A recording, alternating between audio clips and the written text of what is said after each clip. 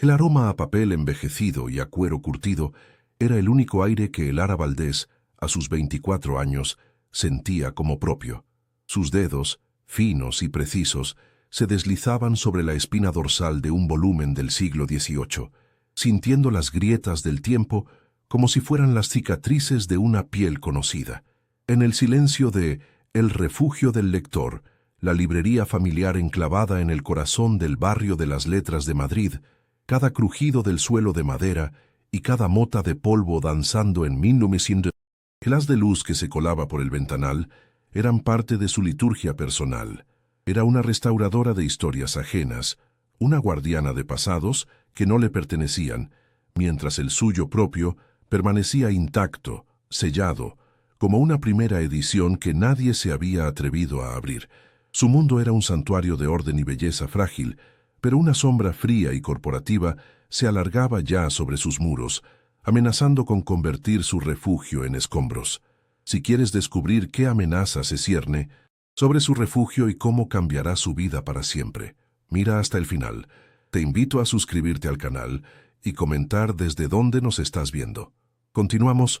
Lara no era una mujer de su tiempo. Mientras el mundo exterior vibraba con una urgencia digital y conexiones efímeras, ella encontraba su verdad en la permanencia de la tinta sobre el pergamino. Su virginidad no era una carga ni un accidente, sino una elección tan deliberada como la selección de un hilo de lino para coser un pliego.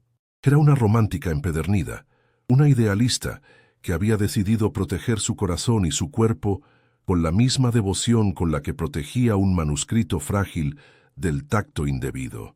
Esperaba una conexión que resonara con la profundidad de los clásicos que amaba, una que no se basara en la fugacidad de la atracción, sino en el reconocimiento mutuo de dos almas. Era un anhelo secreto, un castillo interior construido para resistir un asedio que, hasta ahora, nunca había llegado, manteniéndola en una soledad segura pero profundamente vacía. Su vida transcurría en una rutina predecible, marcada por el suave repique de la campana de la puerta y el olor a café que su padre preparaba cada mañana. Sin embargo, bajo esa superficie de calma monástica, un desasosiego constante la consumía. Sentía que su existencia era una restauración en sí misma, una repetición de los gestos de su madre, de los sueños de su abuelo, una vida heredada pieza por pieza, pero que no sentía como suya. Se movía entre los estantes como un fantasma amable, sonriendo a los clientes, recomendando novelas de amores imposibles que ella solo vivía a través del papel. Se sentía como uno de sus libros dañados, con una portada digna y un interior lleno de páginas que anhelaban ser leídas, pero que permanecían pegadas por el miedo y la inercia, esperando una mano experta que se atreviera a separarlas con cuidado. La opresión no siempre llega con gritos. A veces es un silencio pesado, una atmósfera densa que se respira en casa. La mirada de su madre era una constante evaluación, un recordatorio silencioso de sus deberes como hija única, de la necesidad de preservar el negocio familiar y de encontrar un buen hombre, uno decente, que encajara en el molde que ella había diseñado. Cada gesto de independencia de Lara era recibido con un suspiro de decepción. Cada libro que leía hasta tarde era una hora que no dedicaba a socializar. Esta presión sorda había moldeado su timidez, convirtiendo su santuario en una jaula de oro cuyas barras estaban hechas de amor filial y expectativas no cumplidas. Vivía para no decepcionar, una misión que la estaba vaciando por dentro, dejándola con la sensación de ser un personaje secundario en la historia de su propia vida, una vida que no había elegido.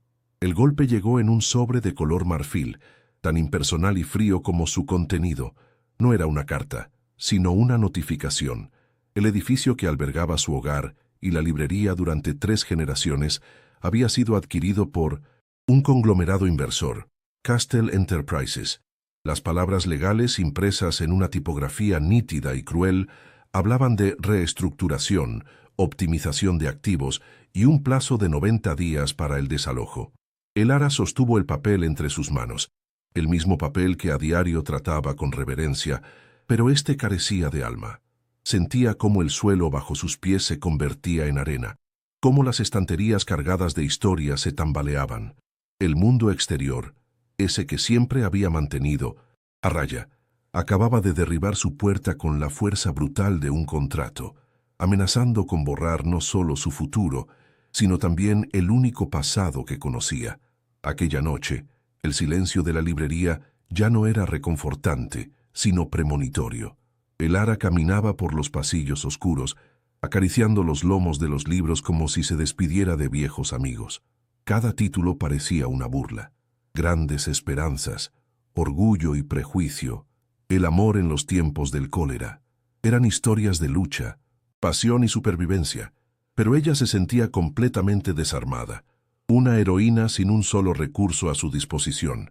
La deuda que los asfixiaba, acumulada por la mala gestión de su padre y una serie de desgracias, era la cerradura.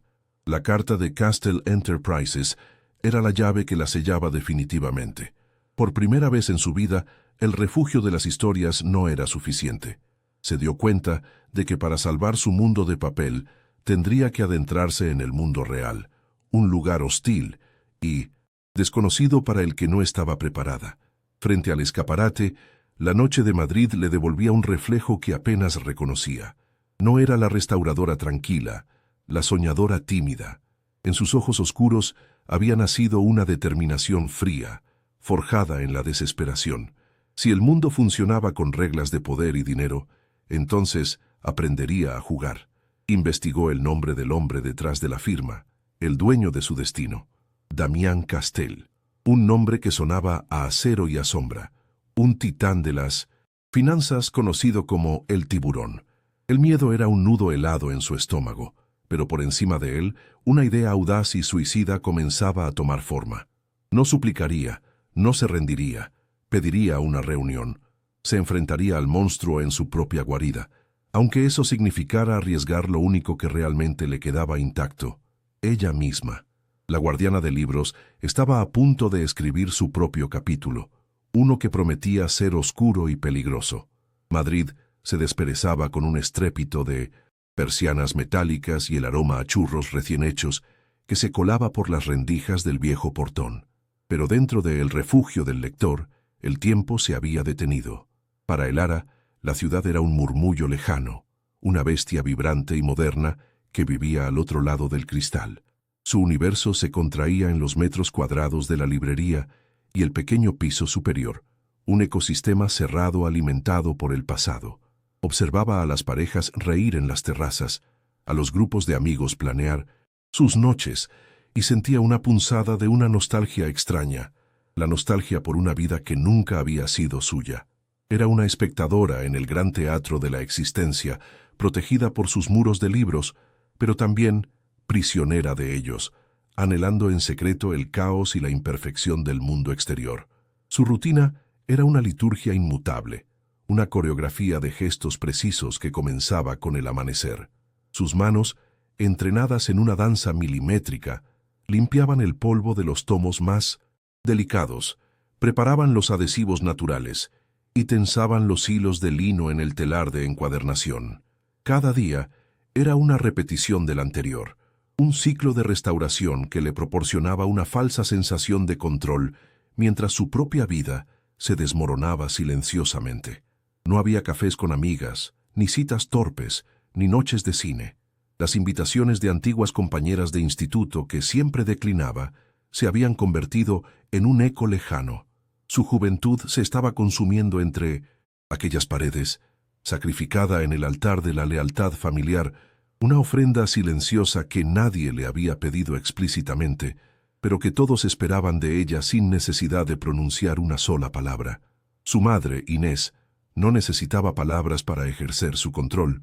Su poder residía en los suspiros, en las miradas de soslayo que medían la longitud de su falda o la ausencia de maquillaje en su rostro. Era un amor afilado, condicional, que se manifestaba en frases como «estarías más guapa», «si te soltaras el pelo» o «otra noche leyendo», «deberías salir, conocer a alguien». Cada comentario era una pequeña piedra añadida al muro que la cercaba, construido con el cemento de la expectativa y la culpa. Inés veía a su hija no como un ser independiente, sino como la última oportunidad de la familia para alcanzar una estabilidad que nunca habían tenido, un activo que debía ser gestionado con cuidado para asegurar un matrimonio ventajoso, uno que borrara las deudas y las decepciones del pasado. Ricardo, su padre, era el contrapunto melancólico a la pragmática dureza de su madre. Un hombre hecho de nostalgia y buenas intenciones, amaba los libros con una pasión pura que, por desgracia, no se extendía a la gestión del negocio. Su incapacidad para adaptarse a los nuevos tiempos, su negativa a vender las ediciones más valiosas por un apego sentimental, había cavado el foso financiero en el que ahora se ahogaban. Amaba a Elara con una devoción tierna y silenciosa, pero su amor era un peso más sobre sus hombros. Ella se sentía responsable de proteger su frágil mundo de sueños, de interponerse entre su idealismo y la cruda realidad que amenazaba con devorarlos, convirtiéndose así en la guardiana no solo de los libros, sino también de la debilidad de su padre. La deuda era una presencia física en la casa, una entidad invisible que enfriaba el aire y amargaba el café.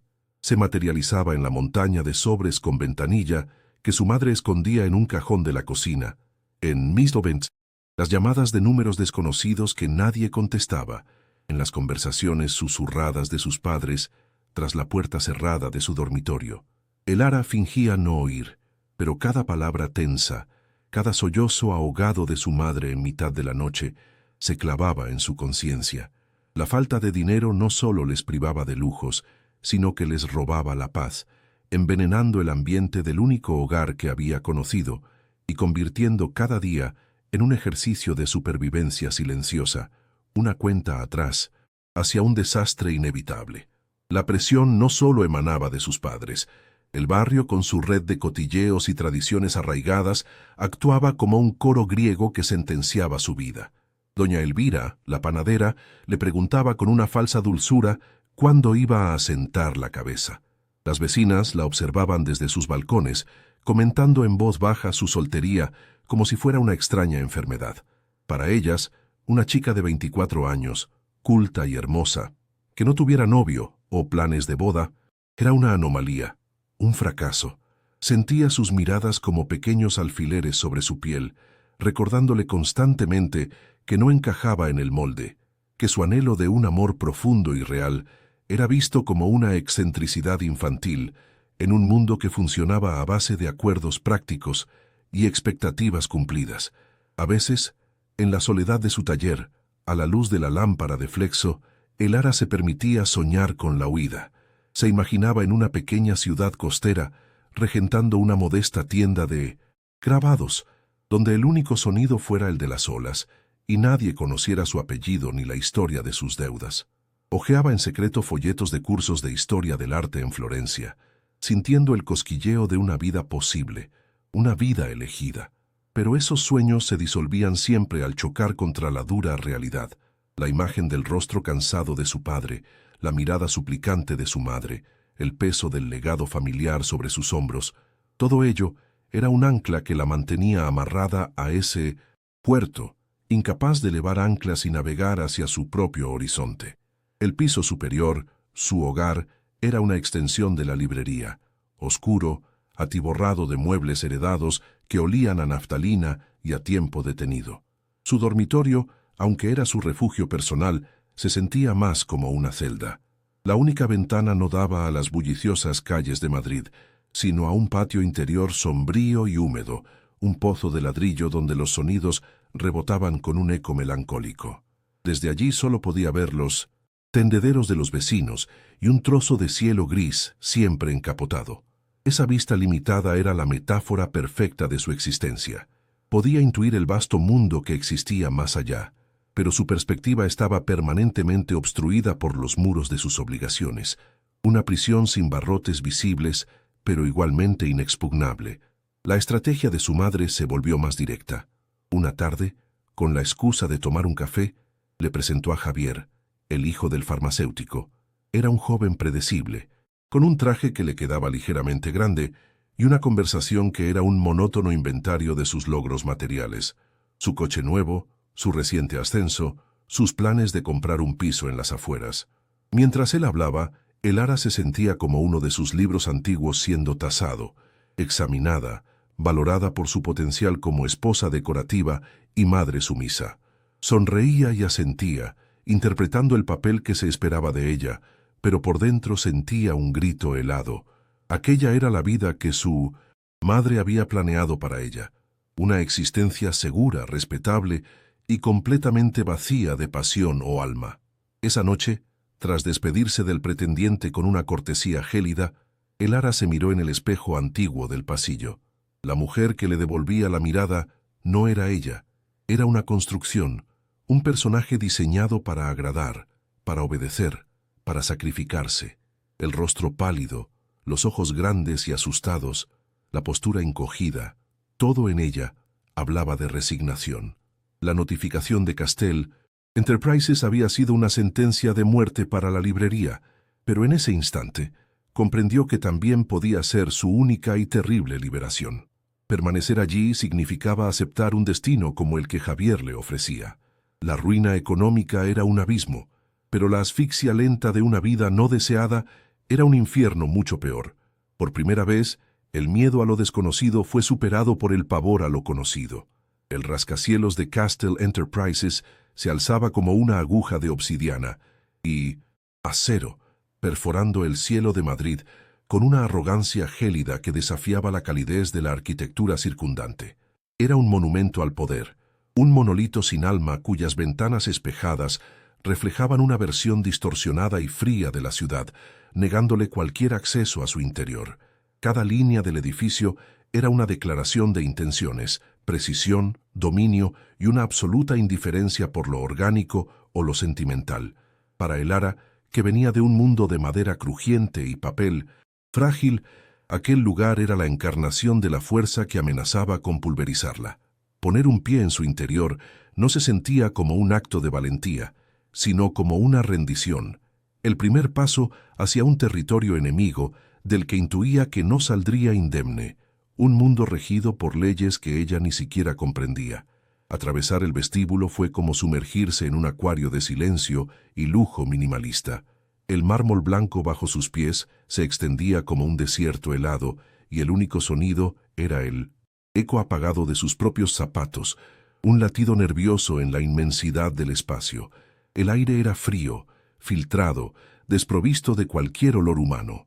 Se sentía observada por cámaras invisibles, analizada por la recepcionista, cuya sonrisa parecía tallada en cera. En el ascensor de cristal, mientras ascendía a una velocidad vertiginosa, Madrid se encogía a sus pies, convirtiéndose en una maqueta insignificante.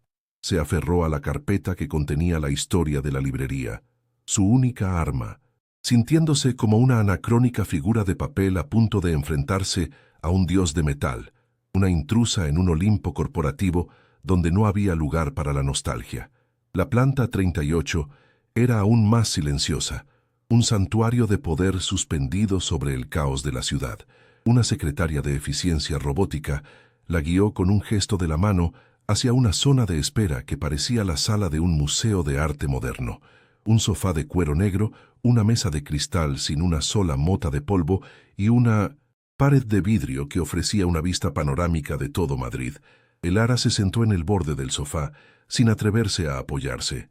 La ciudad a sus pies no le inspiraba asombro, sino vértigo. Se sentía diminuta, expuesta. Cada segundo de espera era una tortura calculada, un ejercicio de poder diseñado para desarmarla antes incluso de que la batalla comenzara. Estaba en la cima del mundo, pero nunca se había sentido tan cerca del abismo, tan consciente de su propia insignificancia. Las puertas dobles, de roble oscuro, se abrieron sin hacer ruido, revelando un despacho que era una extensión del hombre que lo habitaba. Vasto, ordenado hasta un extremo inhumano, y dominado por la ausencia de color. Y allí estaba él. Damián Castell no estaba de pie para recibirla, ni la miró al entrar. Permanecía sentado tras un escritorio de ébano tan grande como una tumba, con la mirada fija en la pantalla de un ordenador. Era una figura de quietud y control absoluto. Su traje, de un gris tan oscuro que parecía negro, estaba cortado a la perfección, una armadura moderna. Sus manos descansaban a ambos lados del teclado, inmóviles, como si estuvieran esculpidas. Elara sintió que el aire se espesaba, cargado con una autoridad tan palpable que casi le impedía respirar. El silencio no estaba vacío, estaba lleno de él. Finalmente, sus dedos se detuvieron y levantó la cabeza. El impacto de su mirada fue físico, como una ráfaga de viento helado. Sus ojos no eran del color del acero, como había imaginado, sino de un marrón tan oscuro que absorbía la luz, desprovistos de cualquier emoción. No eran crueles, sino algo mucho peor, vacíos. La observó como quien examina un objeto, una pieza en un tablero, evaluando su composición y sus posibles usos. «Señorita Valdés», dijo. Su voz era grave, profunda y carente de inflexión, el sonido de la piedra rozando la piedra. No era una bienvenida, sino una constatación, un simple reconocimiento de su presencia en su dominio. Elara sintió un escalofrío recorrerle la espalda. No se sentía vista como una persona, sino como un problema que debía ser analizado y resuelto.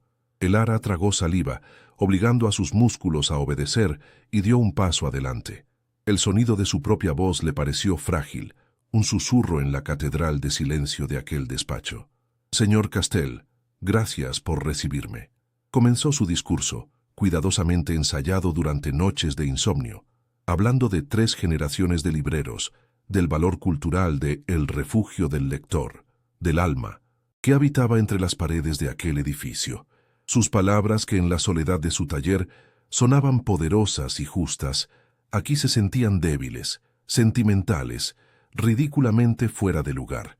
Sentía que le estaba recitando un poema a una estatua, intentando apelar a un corazón que estaba casi segura no existía. Abrió la carpeta sobre una esquina del inmenso escritorio, un pequeño islote de historia en un océano de pragmatismo. Él no bajó la mirada hacia los documentos. Sus ojos no se apartaron de los de ella ni por un instante mientras hablaba. Escuchaba con una atención inmóvil, impenetrable, que resultaba más intimidante que cualquier interrupción. No había rastro de empatía, pero tampoco de aburrimiento. Había una curiosidad fría, analítica, como la de un científico observando una reacción química inesperada. A Damián Castell no le importaba en absoluto el legado de su familia, ni el valor cultural de unos libros viejos. Eso quedó claro en la absoluta neutralidad de su rostro. Lo que le fascinaba de una manera que la inquietaba profundamente era ella, la pasión en su voz, el orgullo herido en su postura, la desesperación que luchaba por ocultar tras una fachada de dignidad. Estaba viendo algo que no encajaba en su mundo de cifras y contratos. Cuando terminó de hablar, el silencio que cayó fue aún más denso que el anterior.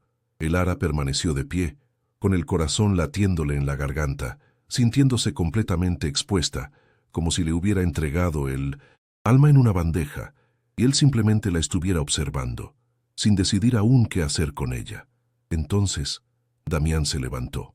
Era más alto de lo que parecía sentado, y se movió con una gracia silenciosa y depredadora.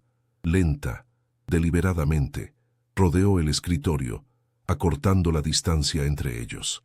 Con cada paso que daba, el espacio personal de Elara se encogía. Su instinto le gritaba que retrocediera, pero sus pies estaban clavados en el suelo.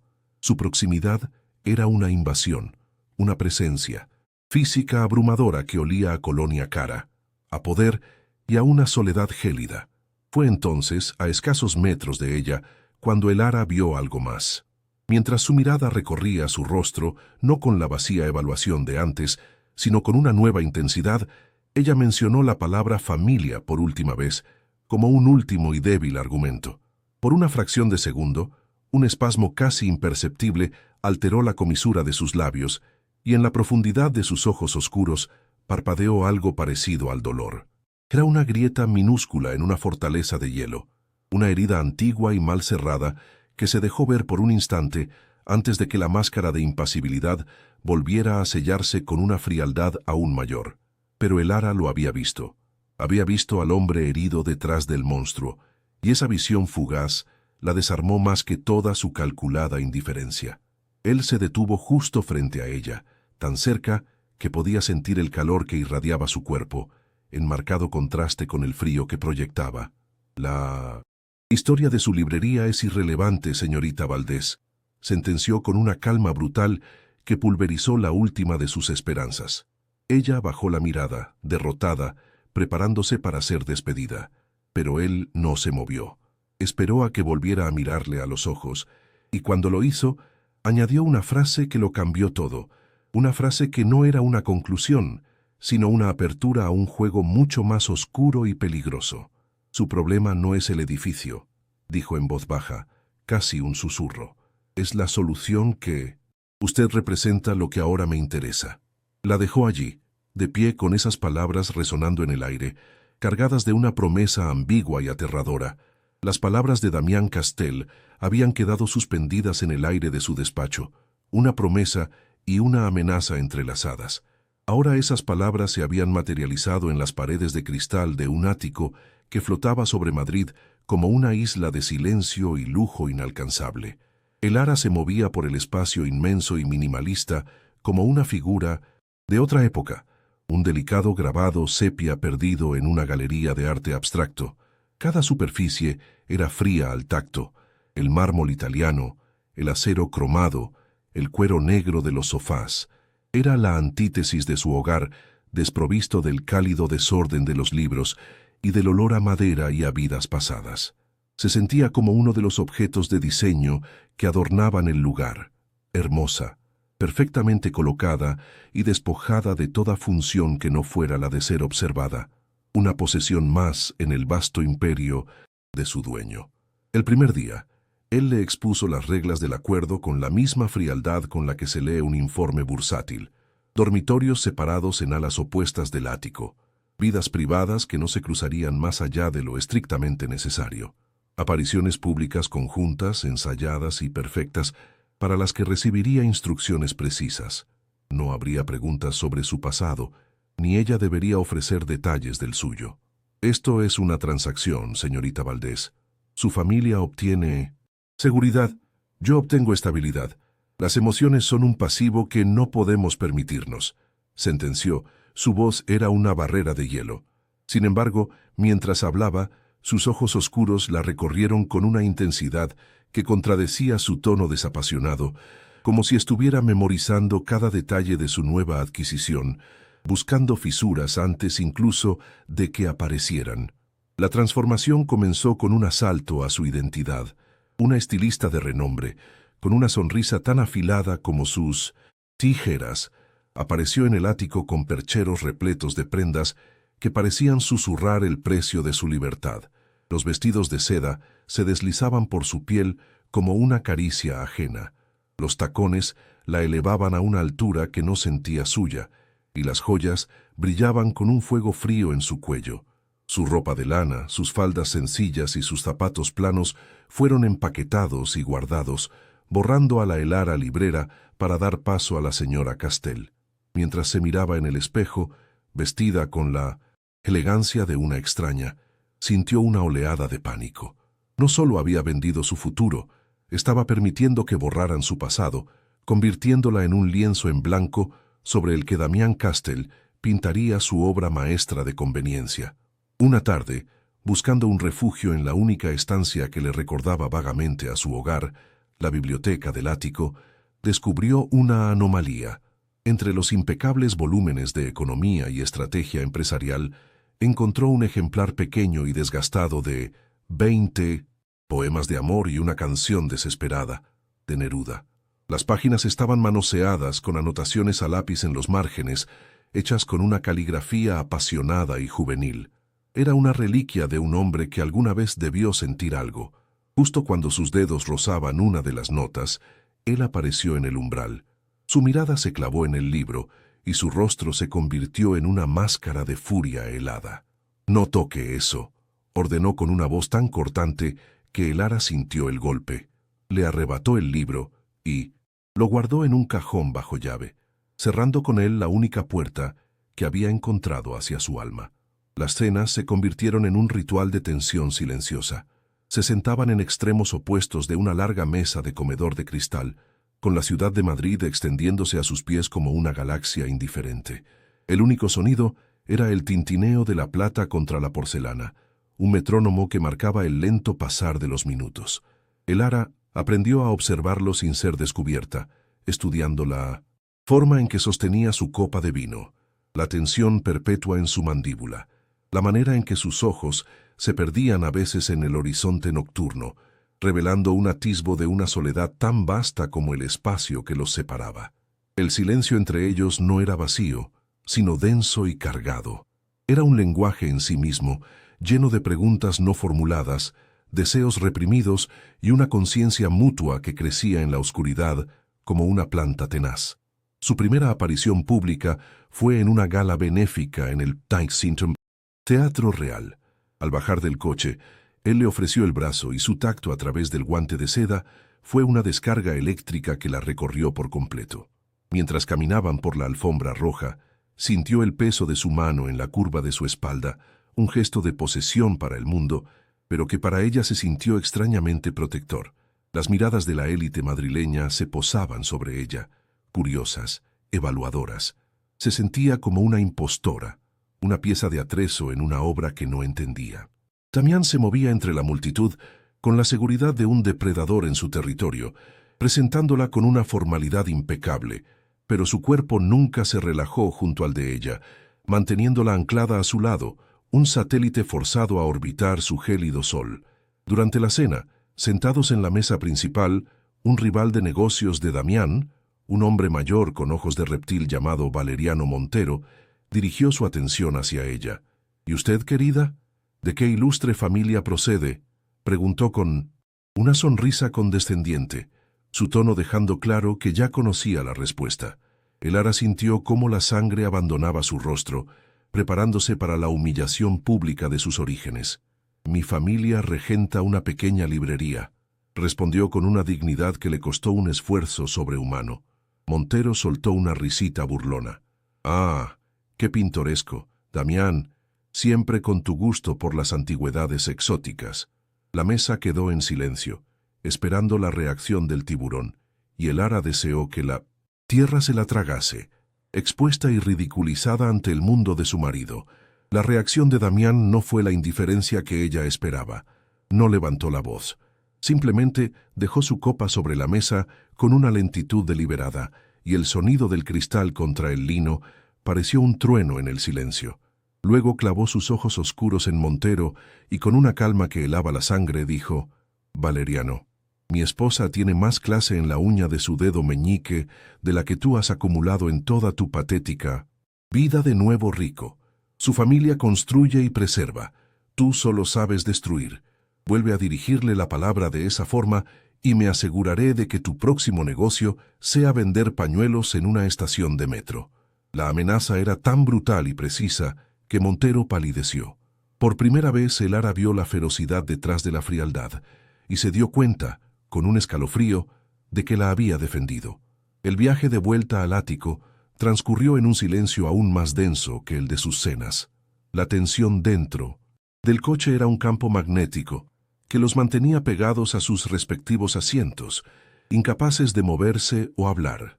El Ara repasaba una y otra vez la escena en su mente. Él no la había defendido por afecto, se repetía, sino porque el insulto a ella era un insulto a su propiedad, a su juicio. Era una cuestión de orgullo, no de protección. Sin embargo, no podía borrar de su memoria la imagen de aquella furia controlada en sus ojos, una llamarada oscura que había ardido por ella. Quería darle las gracias, pero las palabras se sentían inadecuadas, peligrosas. Romper el silencio parecía un riesgo mayor que soportar aquella insoportable cercanía, atrapada con él en la burbuja de lujo que se deslizaba por las calles dormidas de Madrid. Al llegar al ático, él no se retiró a su ala como de costumbre. En su lugar, se sirvió un whisky del bar del salón y, para sorpresa de el Ara, le sirvió uno a ella también, extendiéndole el vaso sin mirarla. «Bébelo», fue todo lo que dijo. Ella obedeció, y el líquido ambarino le quemó la garganta, pero calmó el temblor de sus manos. Él se quedó de pie frente al ventanal, una silueta recortada contra las luces de la ciudad. «En mi mundo no hay margen para la debilidad», dijo finalmente, su voz grave resonando en el silencio.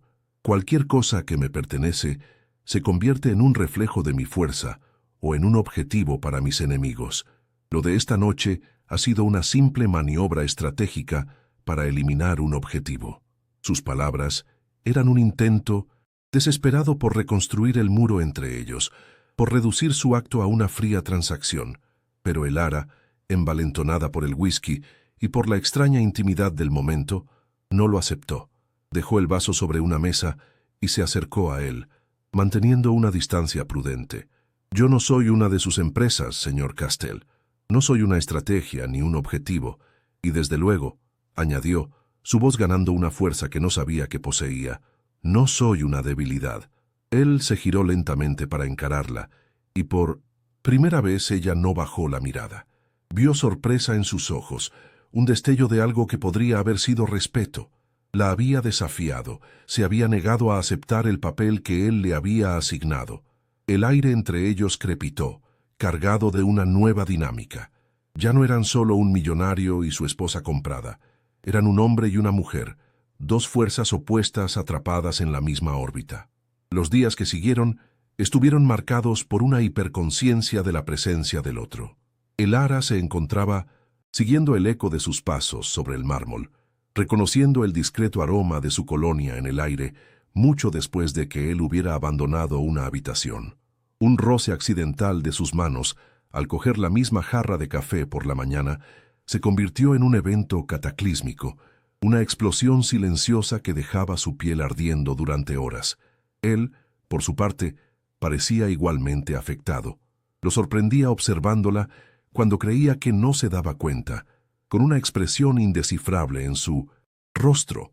La armadura de indiferencia comenzaba a mostrar grietas, y bajo ella, Elara intuía un conflicto tan intenso y confuso como el que se libraba en su propio interior, un reconocimiento tácito de que el contrato no podía contener la química que surgía entre ellos. El dilema moral de Elara se agudizó hasta convertirse en una tortura diaria. Se había vendido por seguridad, por lealtad a su familia, pero ahora descubría, con un horror creciente, que el verdadero precio no era su libertad, sino su corazón. Se encontraba deseando al hombre que la había comprado. Anhelaba sus raras sonrisas, que eran poco más que una contracción de sus labios, y buscaba en sus ojos oscuros el atisbo de vulnerabilidad que había visto aquella primera vez. Desearlo se sentía como una traición a sí misma, a sus principios, a la romántica empedernida que había jurado esperar un amor puro. Se sentía sucia, culpable, pero el deseo era una corriente subterránea, poderosa e innegable, que amenazaba con arrastrarla y ahogar la mujer que una vez fue, dejándola a merced de un hombre que nunca la vería como algo más que un trato. Una noche, incapaz de dormir, lo encontró en el salón, de pie frente al ventanal, observando una tormenta eléctrica que se desataba sobre la ciudad. La luz de los relámpagos iluminaba su rostro a intervalos, revelando una expresión de profunda melancolía. Estaba tan absorto que no la sintió acercarse. Elara se quedó quieta, observándolo, y en ese momento no vio al magnate, implacable, sino a un hombre terriblemente solo, un rey en un castillo de cristal atormentado por fantasmas que solo él podía ver. El deseo que sentía se transformó en algo más profundo y peligroso, una punzada de empatía, una necesidad casi maternal de alcanzarlo y aliviar esa carga invisible que parecía aplastarlo. Se dio cuenta de que no solo deseaba su cuerpo, empezaba a anhelar el acceso a su alma herida. Él debió sentir su mirada, porque se giró bruscamente. Sus ojos se encontraron en la penumbra, y el mundo pareció detenerse. La tormenta afuera era un eco de la tempestad que se desató entre ellos. Él dio un paso hacia ella, y luego otro. El muro de indiferencia se había derrumbado por completo, dejando al descubierto una vulnerabilidad cruda y una necesidad tan intensa que a Elara le robó el aliento. Vio la batalla en su rostro, el deseo de acercarse luchando contra el instinto de huir, de protegerse. Por un instante creyó que iba a tocarla, que iba a cerrar la distancia que lo separaba y a romper todas las reglas. La anticipación era un dolor exquisito, una mezcla de terror y anhelo que la dejó completamente paralizada, esperando el veredicto. La tensión se rompió tan abruptamente como se había creado. Con un esfuerzo visible, Damián se detuvo, apretando los puños a sus costados. Una máscara de frialdad aún más impenetrable que antes cayó sobre su rostro. «Váyase a la cama, Elara», dijo, y el uso de su nombre de pila por primera vez fue más íntimo y doloroso que cualquier caricia. Era una orden, una destitución. La estaba alejando, reconstruyendo sus defensas a toda prisa. Se dio la vuelta, dándole la espalda de nuevo, convirtiéndose otra vez en una silueta inalcanzable. La dejó sola en medio del salón, con el corazón martilleándole en el pecho y el sabor amargo de lo que casi había sido. El rechazo fue un golpe físico, un recordatorio brutal de su lugar en aquel acuerdo. Sola en la oscuridad de su habitación, Elara finalmente comprendió la verdadera naturaleza de su jaula. No eran las paredes de cristal del ático, ni las cláusulas del contrato. La prisión era su propio corazón, que había osado despertar y desear al carcelero. Ceder a ese deseo significaría entregar la última pieza de sí misma que le quedaba, perderse por completo en un hombre que luchaba con todas sus fuerzas para no sentir nada. Resistirse, sin embargo, se sentía como arrancarse una parte vital de su ser, una parte que acababa de descubrir que existía. La elección ya no era entre la seguridad y sus principios, sino entre dos formas de aniquilación: la aniquilación del alma al rendirse a un amor imposible, o la aniquilación del corazón al negarlo, y no tenía ni idea de cuál de las dos la destruiría más lentamente. La noche se desgarró sobre Madrid con la furia de una bestia herida. El cielo, de un morado profundo, era un lienzo rasgado por relámpagos blancos que iluminaban la ciudad en espasmos fantasmales. Dentro del ático, el estruendo de los truenos hacía vibrar los cristales, un eco de la tormenta que se libraba en silencio entre ellos. Estaban a punto de salir para una cena de gala, un evento crucial para la imagen pública de Damián. Elara ya estaba vestida con una creación de seda azul noche que se sentía como una segunda piel, fría y ajena. Observaba a Damián, quien, en lugar de su habitual calma glacial, recorría el salón con una tensión contenida, como un animal enjaulado. La tormenta exterior no era más que un reflejo de la tempestad que él luchaba por controlar, y ella sentía, con una certeza inexplicable, que aquella noche algo estaba a punto de romperse de forma irreparable. Justo cuando el chófer anunció por el intercomunicador que el coche estaba listo, las luces parpadearon una, dos veces y se extinguieron. El ático se sumió en una oscuridad absoluta, un vacío de terciopelo negro que devoró el mundo. El único sonido era el aullido del viento y la lluvia torrencial golpeando los ventanales. La tecnología que gobernaba aquel santuario de poder había muerto. Damián soltó una maldición ahogada, y la luz de su móvil cortó la negrura mientras intentaba, con una furia impotente, contactar con seguridad y restablecer el generador de emergencia. «Nos vamos de todos modos», sentenció. Su voz era un filo en la oscuridad, pero en ese instante de ceguera total, Elara sintió una extraña calma, una liberación. «No», dijo, su voz sorprendentemente firme, resonando en la negrura. «Esta noche no iremos a ninguna parte». Era la primera vez que se negaba a cumplir una orden directa. Era una insurrección. El haz de luz del móvil de Damián se giró bruscamente hacia ella, atrapándola como a un animal asustado. Pudo ver su rostro, una máscara de incredulidad y furia contenida. Aquello era más que un cambio de planes. Era un desafío a su autoridad, una violación flagrante de los términos de su acuerdo. Se acercó a ella, el círculo de luz encerrándolos en una intimidad forzada. «Esto no es una elección, Elara. Es una obligación contractual», siseó, su aliento cálido rozándole la mejilla. «Usted cumplirá con su parte». Pero la oscuridad la había despojado de su timidez habitual. Ya no era la esposa de papel en su mundo brillante y artificial. Era una mujer en una habitación a oscuras, enfrentándose a un hombre. Sostuvo su mirada sin pestañear, el silencio entre ellos cargado de una electricidad que superaba con creces a la de la tormenta. El desafío estaba lanzado. Sin decir una palabra más, se apartó de él y se movió con una seguridad que lo sorprendió. Navegó por la oscuridad del ático como si fuera su territorio natural, guiada por la memoria y el instinto. En un cajón de la cocina encontró lo que buscaba: un paquete de velas de cera de abeja, una reliquia de su antiguo mundo que había traído consigo casi por capricho. Encendió la primera con un fósforo y la pequeña llama temblorosa nació en la oscuridad, empujando hacia atrás las sombras. El resplandor dorado y cálido transformó el frío mármol y el acero en algo orgánico, casi sagrado.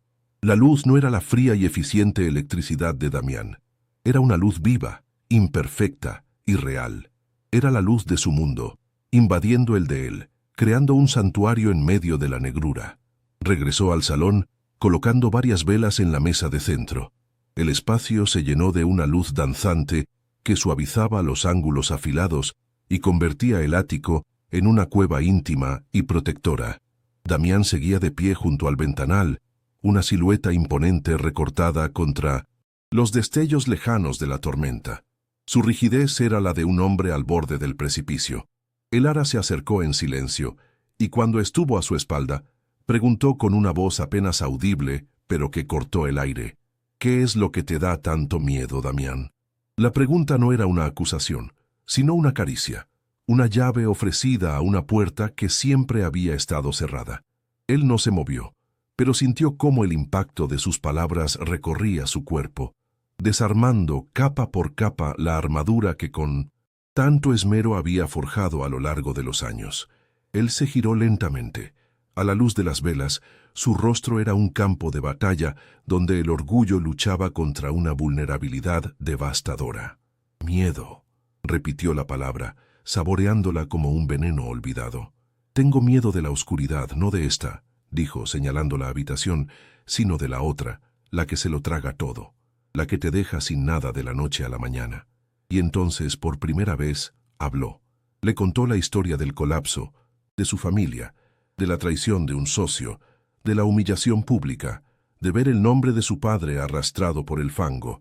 Hablaba con una voz rota, despojada de su autoridad habitual, y el ara comprendió que su imperio no estaba construido sobre la ambición, sino sobre el terror a revivir aquella impotencia, a ser de nuevo el niño que lo perdió todo en una sola noche de tormenta. El ara escuchó cada palabra, sintiendo el peso de su dolor como si fuera propio. El magnate implacable se había desvanecido, dejando en su lugar a un hombre herido, atormentado por fantasmas. No había nada que pudiera decir que aliviara años de sufrimiento, así que no lo intentó. En su lugar, hizo lo único que su corazón le dictó. Acortó la distancia que los separaba y con una delicadeza infinita posó la palma de su mano sobre su pecho, justo encima de su corazón. Sintió el latido frenético bajo su piel, un tambor desbocado en la noche. No fue un gesto de deseo, sino de anclaje. «Estoy aquí», susurró, y esas dos palabras fueron un bálsamo, un refugio. Su tacto era una promesa de que en esa oscuridad él no estaba solo. El calor de su mano contra el fino tejido de su camisa era una verdad innegable. Ese simple contacto humano fue lo que lo quebró. Damián bajó la mirada hacia la mano de ella sobre su pecho y luego la alzó hacia sus ojos, donde vio su propio dolor reflejado junto a una compasión que no creía merecer. Un gemido ahogado escapó de su garganta y sus manos se alzaron para acunar su rostro, sus dedos enredándose en su pelo con una urgencia desesperada. El ara, su nombre fue un susurro roto, una rendición, y entonces la besó. No fue el beso calculado de un hombre de mundo, sino el beso hambriento de un náufrago que encuentra tierra firme. Fue un beso de furia y de alivio, de soledad y de anhelo, un choque brutal y tierno que lo arrasó todo. Fue la colisión de dos almas que habían estado orbitando en la oscuridad, encontrándose por fin en el corazón de la tormenta. El ara se entregó al beso con un abandono total, respondiendo a su desesperación con una ternura feroz. Sus brazos rodearon su cuello, atrayéndolo hacia ella, sintiendo por primera vez la fuerza y la fragilidad de su cuerpo. Aquel era el momento de la transgresión definitiva, no solo del contrato, sino de todo lo que ella había sido hasta entonces. Su virginidad, guardada como un tesoro para un amor de ensueño, Se la estaba entregando en un beso a un hombre roto, en una noche de tormenta, y se sentía increíblemente bien. No era una pérdida, sino un descubrimiento. Descubrió que la conexión real no nacía de la perfección, sino de las cicatrices compartidas, del coraje de mostrarse vulnerable. Era un acto de fe en la oscuridad, un pacto sellado no con tinta, sino con el aliento y el sabor del otro. Cuando finalmente se separaron, el aire entre ellos vibraba. La tormenta amainaba afuera, su furia agotada. Él no la soltó, sino que apoyó su frente contra la de ella, sus ojos cerrados, respirando, de forma entrecortada. El Ara podía sentir el temblor que recorría su cuerpo, la rendición de un hombre que no se había permitido ser débil en décadas. En ese silencio, a la luz parpadeante de las velas, las reglas de su mundo se habían disuelto. Ya no eran el millonario y su esposa comprada, eran Damián y el Ara, dos extraños que acababan de compartir su secreto más profundo en el lenguaje universal del tacto. Habían cruzado una línea invisible, y en la quietud que siguió a la tormenta, ambos supieron con un terror y una esperanza abrumadores que ya no había forma de volver atrás. El amanecer que siguió a la tormenta llegó con una crueldad aséptica, la luz del sol puliendo el mármol y el acero del ático hasta devolverle su brillo impersonal. El Ara despertó sola, enredada en sábanas de un algodón tan fino que parecía no haber retenido nada del calor de la noche anterior. El recuerdo del beso era una quemadura en sus labios, una marca fantasma que palpitaba con una mezcla de júbilo y pánico atroz. ¿Qué habían hecho? El silencio que emanaba del ala opuesta del apartamento era una entidad en sí misma, una ausencia calculada y ominosa que pesaba más que cualquier grito. Se quedó inmóvil, suspendida en el limbo de la mañana, escuchando el latido de su propio corazón, mientras esperaba una señal, un sonido, cualquier cosa que le indicara si había sido partícipe de una conexión o la única víctima de una ilusión. Finalmente, impulsada por una necesidad de confrontar la realidad, se aventuró al salón.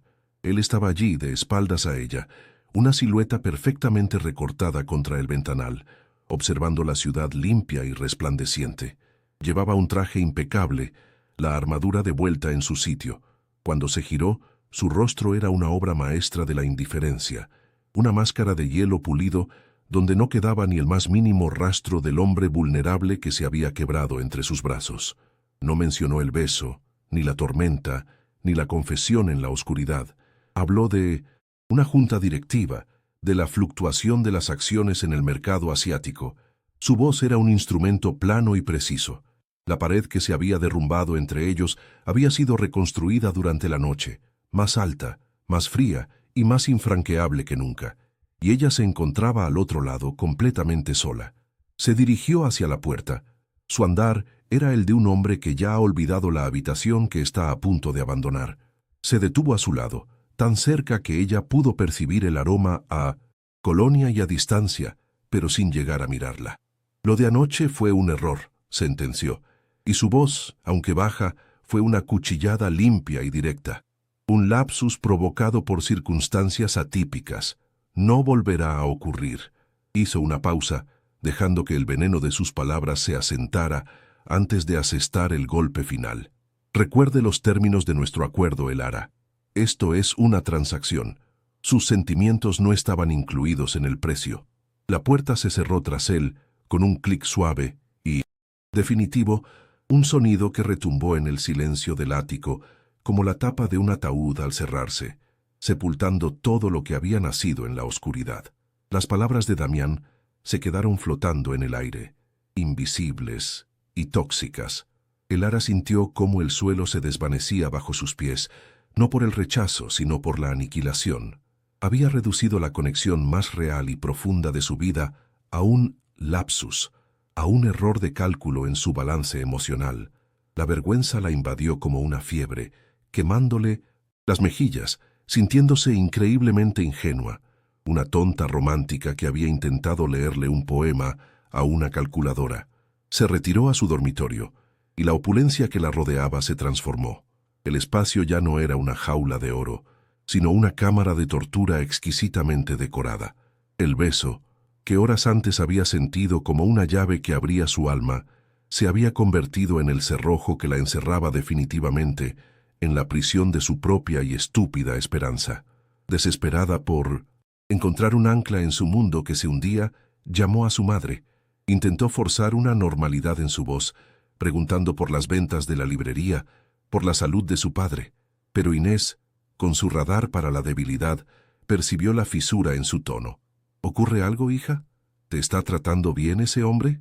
El Ara, incapaz de confesar la humillante verdad, solo pudo insinuar la soledad y la dificultad emocional. La respuesta de su madre fue una daga de pragmatismo. El Ara, hiciste un sacrificio por el bien de esta familia. No lo estropees ahora con sentimentalismos de niña. Sé inteligente, cumple con tu parte y siéntete agradecida por la vida que tienes. La llamada terminó, dejándola con la certeza helada de que estaba completamente sola, un activo en un balance tanto para su marido como para su propia familia. La doble traición, la del hombre al que había empezado a amar y la de la familia por la que se había sacrificado, fue un catalizador inesperado. La devastación inicial, el dolor agudo de la humillación, comenzó a dar paso a una rabia fría y silenciosa. Miró a su alrededor, a los vestidos de seda que no había elegido, a las joyas que no sentía suyas, a la perfección estéril de una vida que no le pertenecía. Se había dejado borrar, había permitido que la convirtieran en un objeto, en una cláusula de un contrato. La tímida restauradora de libros, la hija obediente, empezó a desvanecerse y en su lugar algo nuevo y duro comenzó a cristalizarse en su interior. Se dio cuenta de que su verdadero error no fue besarlo, sino creer que su valor residía en la aprobación de él o en la gratitud de su familia. Durante los días siguientes, vivió como un fantasma en el palacio de cristal. Damián mantenía una distancia cortés e insoportable. Los saludos por la mañana eran formales, las cenas silenciosas, como si la tormenta nunca hubiera existido, como si él hubiera extirpado quirúrgicamente el recuerdo de su memoria. Pero para el Ara, aquella noche era lo único real que había sucedido entre ellos. Entendió que permanecer a su lado significaba aceptar su negación, convertirse en la hermosa y silenciosa muñeca que él necesitaba para mantener su mundo ordenado. Significaba permitir que su alma muriera de inanición. Una tarde, de pie frente al inmenso ventanal, observando cómo la ciudad se encendía bajo ella, tomó una decisión. No era una decisión nacida del despecho, sino de un instinto de supervivencia recién descubierto. No iba a dejarse aniquilar. No empaquetó los vestidos de alta costura ni los zapatos de tacón imposible. Buscó en el fondo de un armario la caja de cartón donde habían guardado su antigua vida. Se puso unos vaqueros gastados y un jersey de lana que olían a ella, a libros y a hogar. Se sintieron como una piel recuperada. Sobre la inmaculada mesa de comedor de ébano dejó una nota breve, escrita con su caligrafía precisa de restauradora. No había reproches ni súplicas, solo una declaración de principios. Un contrato no puede poseer un alma. Me voy a buscar la mía. Junto a la nota deslizó el anillo de bodas. El diamante brilló con una luz fría y solitaria sobre la madera oscura. Dejarlo allí no fue un acto de renuncia, sino el gesto definitivo de recuperación de sí misma. Damián regresó esa noche a un ático cuyo silencio había cambiado de naturaleza. Ya no era la quietud controlada de su universo ordenado, sino el silencio resonante del vacío, de una ausencia que tenía peso y forma. Vio la nota primero, su blancura, una herida en la oscuridad de la mesa, luego el anillo. Leyó las palabras una y otra vez, y la máscara de impasibilidad se resquebrajó imperceptiblemente en los bordes. Recorrió el apartamento, entrando en el dormitorio de ella, donde un sutil rastro de su perfume, una mezcla de lavanda y papel viejo, todavía flotaba en el aire. El vacío que ella había dejado era un abismo físico y tangible en la perfección de su vida.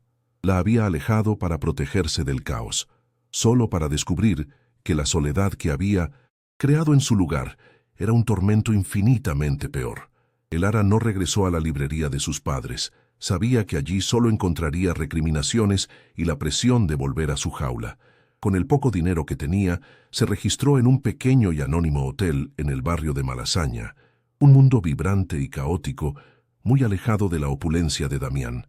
Por primera vez en su vida, estaba completamente sola, sin un papel que interpretar, sin un legado que proteger. El miedo era una bestia viva en su estómago, un terror a la incertidumbre que amenazaba con paralizarla. Pero junto al miedo, sintió el débil aleteo de algo que no había experimentado nunca: la libertad. Había roto el trato, había desafiado a su familia, había abandonado a un millonario, había demolido su vida, pero entre los escombros sintió el primer aliento de la mujer en la que estaba destinada a convertirse. Pasaron 3 meses. 3 meses en los que el otoño tiñó de ocre las hojas de los árboles del Retiro y el aire de Mindonsine. Madrid se volvió más nítido y frío. El Ara no había vuelto a ver a Damián, pero su ausencia era una presencia constante, el eco de una nota sostenida que se negaba a desaparecer. Con el dinero que había ganado trabajando como camarera en un café de Malasaña y la ayuda de un pequeño préstamo de un viejo amigo de su padre, había alquilado un modesto taller de restauración en El Rastro. Era un espacio pequeño, con olor a trementina y a cola de conejo, iluminado por un gran ventanal que daba a un patio lleno de geranios. Por primera vez no restauraba libros por obligación, sino por pura pasión. Cada pliego que cosía, cada lomo que reparaba, era un acto de reconstrucción de sí misma. Estaba sola, a menudo asustada, pero era una soledad elegida, una libertad frágil que sabía a victoria. Un jueves por la tarde, mientras aplicaba pan de oro a las iniciales de un misal del siglo XVII, el sonido de unos pasos firmes y deliberados en el pasillo del edificio de talleres la hizo levantar la vista. La figura que se recortó en el umbral de su puerta abierta hizo que su corazón se detuviera por un instante antes de reanudar su marcha con un ritmo pesado y sordo. Era él. Damián Castell no vestía sus habituales trajes de poder, sino unos sencillos pantalones oscuros y un jersey de cachemira gris que no lograba disimular la tensión de sus hombros. Parecía fuera de lugar en aquel entorno de caos creativo, un monolito de orden en un mar de imperfección. Sus ojos oscuros la recorrieron, no con la posesividad de antes, sino con una mezcla de vacilación y una profunda y anhelante tristeza que la desarmó por completo. No había venido a reclamar nada, había venido a rendirse. Él no entró de inmediato, como si necesitara un permiso tácito para cruzar el umbral de su nuevo mundo. En sus manos no sostenía un maletín de negocios, sino un único libro de aspecto familiar, encuadernado en cuero rojo desgastado. Era el ejemplar de los poemas de Neruda que ella había encontrado en su biblioteca, aquel que le había arrebatado con tanta furia.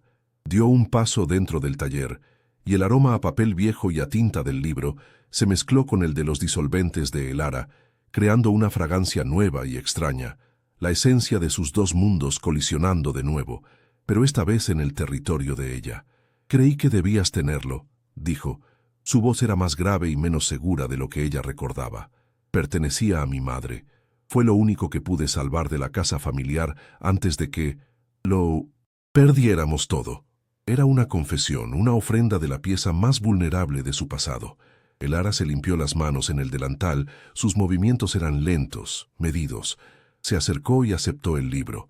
Sus dedos rozaron los de él, y la descarga eléctrica fue instantánea, un reconocimiento mudo de todo lo que había pasado entre ellos. Abrió el volumen y en la primera página vio una dedicatoria escrita con una caligrafía elegante y femenina.